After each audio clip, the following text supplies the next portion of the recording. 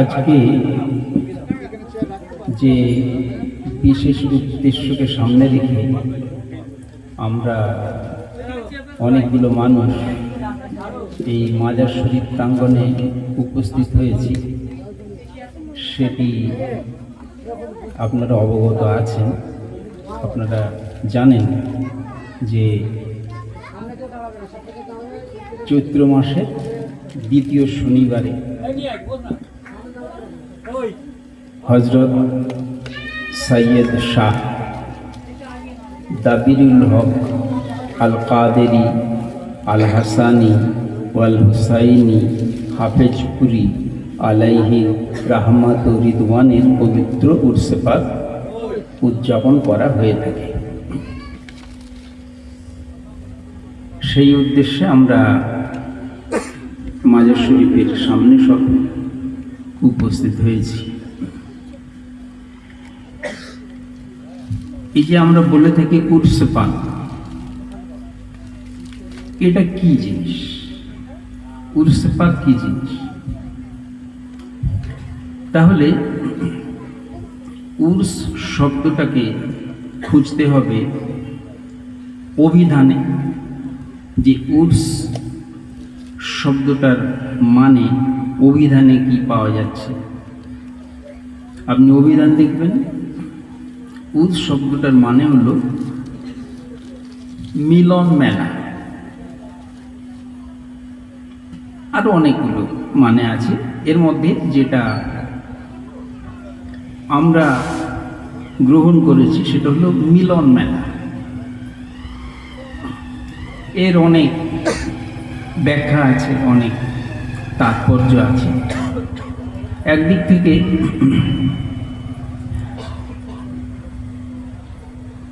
এই অর্থ বহন করে যে একজন আল্লাহ পাকের ওলি যখন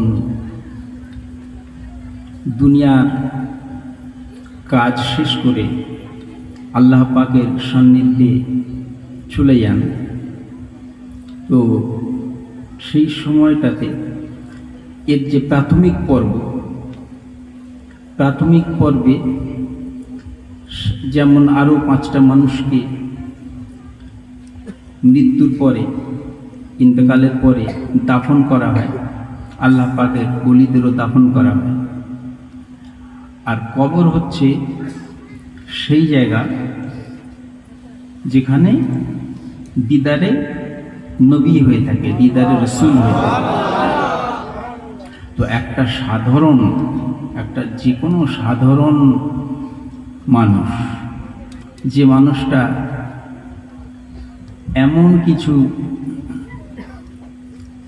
ইসলাম সম্পর্কে বুঝে না, এমন কিছু আমলের পুঁজি তার নেই, সেই মানুষটারও যদি ঈমান থেকে থাকে, তারও কবরের মধ্যে আল্লাহ পাকের হাবিবের সাথে সাক্ষাৎ হবে, দিদার হবে। সেখানে যে প্রশ্নগুলো করা হয় আপনাদের জানা আছে। প্রশ্ন করা হয়, বলো তোমার রব কি, একটা। তারপরে প্রশ্ন করা হয়, বলো তোমার দিন কি। আর সেই সাথে আল্লাহ পাকের হাবিবকে দেখিয়ে প্রশ্ন করা হয়, বলো এই মানুষটি সম্পর্কে তুমি কি বলতে। এই মানুষটি সম্পর্কে আল্লাহ পাকের হাবিব সেই জায়গাতে উপস্থিত আছেন, যার ঈমান আছে তার কবরে আল্লাহ পাকের হাবিব উপস্থিত আছেন।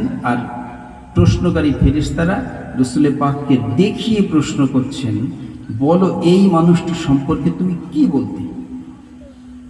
যে মানুষটা আল্লাহ পাকের হাবিবকে সালাম জানিয়ে অভ্যস্ত,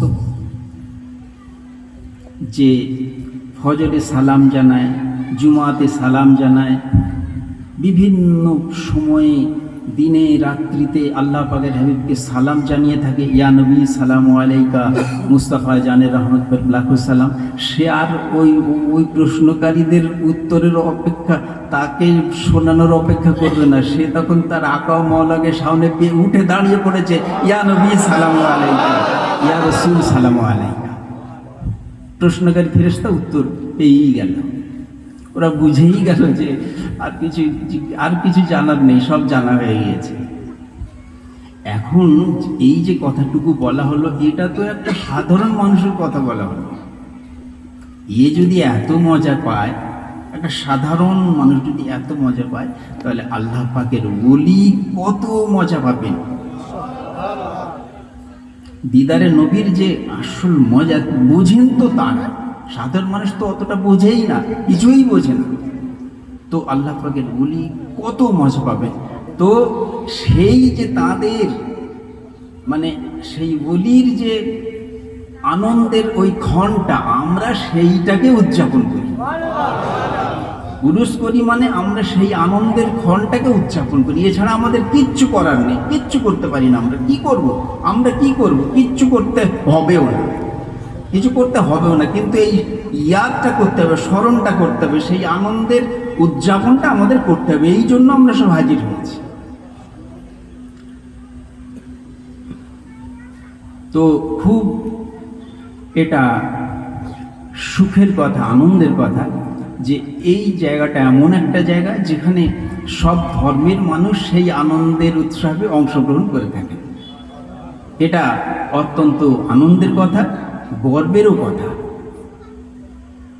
বিশেষ করে এই বর্তমান এই যে সময়টা, যেখানে সাম্প্রদায়িক একটা যেন দূরত্ব তৈরির অপচেষ্টা, তো সেই সময়টাতে এর বড় দরকার আছে, এই সম্প্রীতির বড় দরকার আছে। অনেক মানুষ তারা অন্য ধর্মের হতে পারেন, কিন্তু তারাও এই দরবারে আজকের দিনে হাজিরি দিয়ে থাকেন। এজন্য আমরা তাদের একেবারে অন্তরের অন্তঃস্থল থেকে তাদের শ্রদ্ধা জানাই, সম্মান জানাই। যাই হোক, আমি তো বয়ান করতে বসিনি, বয়ান করার জন্য উলামায়ে কেরামেরা তারা আছেন, তারা বয়ান করবেন। আমি একটা বিশেষ কারণে এখানে এসে বসেছি, সেটা হলো প্রত্যেক বছর এই আনন্দের উৎসবে একটা যে আমাদের এই ইউটিউবার যারা আছে, ওরা একটা করে প্রশ্ন করে। তো সেই প্রশ্নের একটা মানে যে যারা সব উত্তর লিখে থাকে, তো তাদের মধ্য থেকে কে সঠিক উত্তরটা লিখলো সেইটাকে দেখে তাকে পুরস্কৃত করার কাজটা আমার উপরে দিয়েছে, এইটা আমি করে থাকি। তো প্রশ্ন যেটা ছিল সেটা হচ্ছে, মানে একটা সময়ে আল্লাহ পাকের হাবিবের সঙ্গী সাথী যারা ছিলেন, তাদের বিভিন্নভাবে তাদের উপরে অত্যাচার করে যখন রাসূলের যারা শত্রু, তারা যখন পেরে উঠছে না, তারা সেই সময় একটা কমিটি গঠন করেছিল। এদের উদ্দেশ্য হলো যে তোমাদের নিত্য নতুন পন্থা আবিষ্কার করতে হবে, মানে কোন পন্থায় ওদের কষ্ট দেওয়া যাবে, শাস্তি দেওয়া যাবে। এক এক সময় এক একভাবে রাসূল এবং রাসূলের যারা সঙ্গী সাথী থাকতেন তাদেরকে শাস্তি দেওয়া হতো, অনেক কষ্ট দেওয়া হতো। তারা যেন আল্লাহর কথা না বলে, তারা যেন এই যে তখনকার দিনের যে শিশু কন্যাগুলো ছিল, ওদেরকে জীবন্ত পুঁতে ফেলা হতো। এসব বন্ধ করার জন্য নবী বলেছেন এসব কথা যেন না বলে। তো রাসূলের যে কথাবার্তা সেগুলো যাতে বন্ধ হয়ে যায়, তার জন্য তারা বিভিন্ন রকম পন্থা অবলম্বন করেছিল। এর মধ্যে যখন সেই সবগুলো প্রয়োগ করে পেরে উঠছে না, তখন ওরা একটা কমিটি গঠন করেছিল। আর কমিটির উদ্দেশ্য ওইটা ছিল যে নিত্য নতুন পন্থা আবিষ্কার করো আর অত্যাচার করো, মানে যাকে বলা হয় তানাশাহী, মানে তানাশাহী। এই তানাশাহী শব্দটা এখন বেরিয়ে পড়লো। তানাশাহী শব্দটা আপনারা শুনেছেন, বলে না লোকে, এই কি তানাশাহী পেয়েছে, এরকম বলে না, কিন্তু কেন বলে? তানাশাহীটা কি? তাই না? জানেন তানাশাহিটা কি? এক দারুণ ব্যাপার, এটা জানা দরকার, একটা ইতিহাসের কথা। শাহ, শাহ মানে বাদশাহ, তো তার নাম ছিল তানাশাহ। আমাদের ভারতেই তার নাম ছিল তানাশাহ। সে সময়টা ছিল বাদশাহ আওরঙ্গজেবের সময়। তো নিয়ম তখন যেটা ছিল সেটা হচ্ছে যে যারা সব চাষিরা খাজনা দেবে জমিদারকে, তাই না? চাষিরা জমিদারকে খাজনা দেবে, আবার জমিদার খাজনা দেবে ওই রাজ্যের যে যাকে মানে ইয়ে করে পাঠানো হয়েছে, ছোটোখাটো রাজা যাকে করে পাঠানো হয়েছে তাকে। আর সেই রাজা আবার খাজনা পাঠাবে দিল্লিতে বাদশার কাছে, বাদশাহ আওরঙ্গজেবের কাছে। এটা হলো সিস্টেম। তো সেই সিস্টেম অনুযায়ী বাদশাহ আওরঙ্গজেব যে সমস্ত রাজ্যগুলোতে একটা একটা রাজা বানিয়েছেন, সেই সব রাজারা আওরঙ্গজেবের কাছে খাজনা দিয়ে পাঠায়, আর এই রাজারা চাষিদের কাছ থেকে খাজনা সংগ্রহ করে। তো এরকমই তানাশাহ বলে একটা রাজা ছিল। সেই তানাশাহ রাজা সে এবছরে করল কি, খাজনা দিল না। সেই রাজ্যের যত চাষি সবার কাছ থেকে সে তো খাজনা পেয়েছে, অনেক টাকা খাজনা পেয়েছে, কিন্তু দিল না, বাদশার কাছে দিল্লিতে পাঠালো না টাকা পয়সা। তো রাজা অপেক্ষা করছে যে হয়তো কোনো অসুবিধার মধ্যে পড়েছে, দিতে পারেনি, ঠিক আছে দেবে। অপেক্ষা করে করে একটা বছর কেটে গেল, পরের বছর আবার সময় এসে গেল খাজনা দেওয়ার। দেখা গেল তাও তো দিল না, পরের বছরেও খাজনা দিল না, আবার তারপরের বছরেও খাজনা দিল না। রাজা বলছে কি ব্যাপার, ওই তানাশার দরবার থেকে কেন খাজনা আসছে না, খোঁজ নাও তো। তানাশা খবর দিচ্ছে, হুজুর আমার দেশে ভীষণ দুর্ভিক্ষ চলছে, এরা চাষিরা খেতেই পাচ্ছে না, তারা কি খাজনা দেবে আপনার কাছে, তারা খাজনা কি দেবে, তারা তো খেতেই পাচ্ছে না। কিন্তু সব রাজ্যের মানুষেরা খেতে পাচ্ছে, ওই রাজ্যের মানুষেরা খেতে পাচ্ছে না কেন? বাদশাহ আওরঙ্গজেব গুপ্তচর বিভাগকে খবর দিলেন। গুপ্তচর বিভাগকে বলা হলো যে ওই তানাশার দেশে যাও তো, ওখানে গিয়ে খবর নিয়ে দেখো তো কি ব্যাপারটা কি, কেন ওরা খাজনা দিচ্ছে না, বলছে নাকি খুব দুর্ভিক্ষ চলছে, লোকেরা খেতে পাচ্ছে না। গুপ্তচর বিভাগ কাজে নেমে পড়ল। গুপ্তচর বিভাগ তদন্ত করছে, তদন্ত করে যেটা পেল সেটা হচ্ছে প্রত্যেকবার ওই যে টাকা পয়সাগুলো, তখনকার দিনে তো সব রূপোর টাকা, তো টাকা পয়সাগুলো ও করে কি, তানাশা ওইগুলোকে সংগ্রহ করে আর একটা মসজিদ বানিয়েছিল, মসজিদের নিচে গর্ত করে সেইখানে জমা করে, মসজিদের মেঝে খুঁড়ে, আর সেই তার মধ্যে ওই সেই টাকাগুলোকে জমা করে। গুপ্তচর বিভাগ বাদশাহ আওরঙ্গজেবের কাছে খবর দিল যে হুজুর আপনার তানাশা এই কাণ্ড করছে, মসজিদে টাকা চুরি করে আর লুকিয়ে রাখছে। এই এত বড় কথা, মসজিদটাকে তাহলে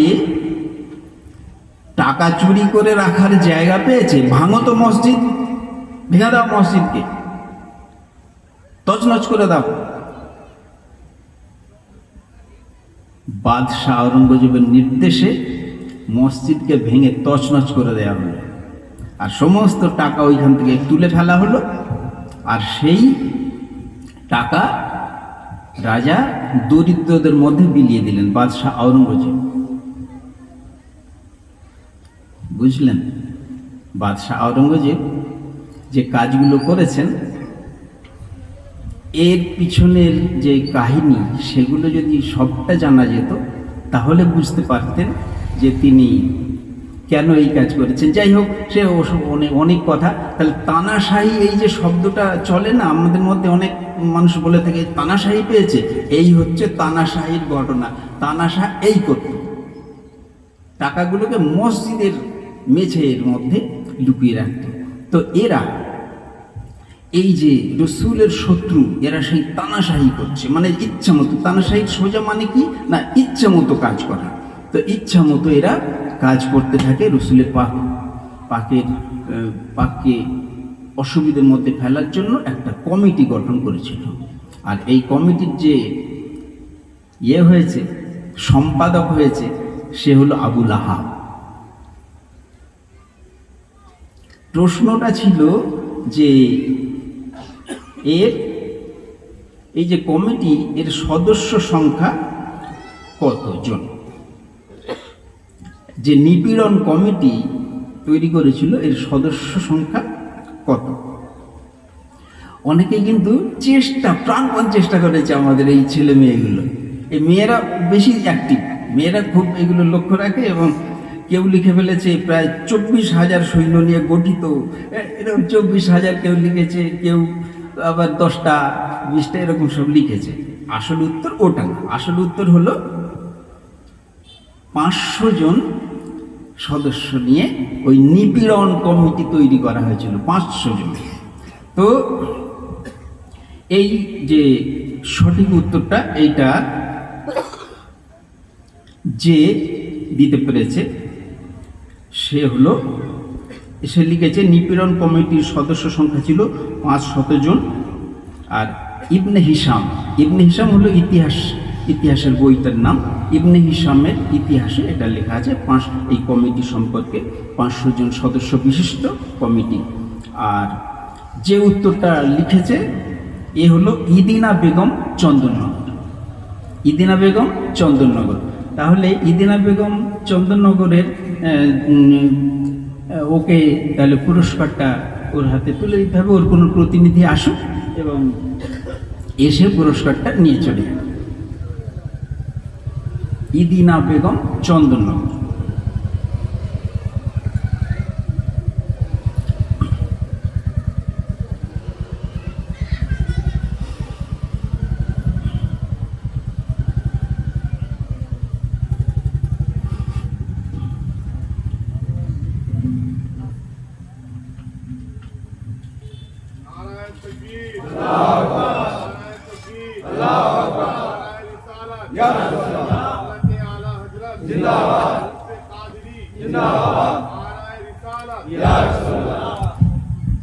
আলহামদুলিল্লাহ। এইভাবে কিন্তু যেন ছেলেমেয়েরা চেষ্টাটা চালিয়ে যায়, খুব সুন্দর এই প্রচেষ্টাটা।